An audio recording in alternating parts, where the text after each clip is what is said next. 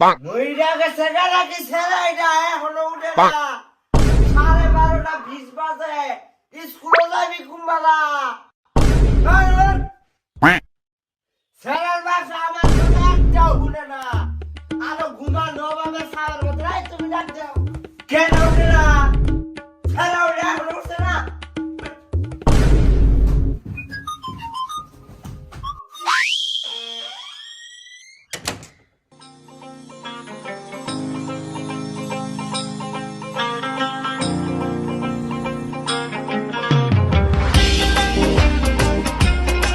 কাল্লা sir আইছে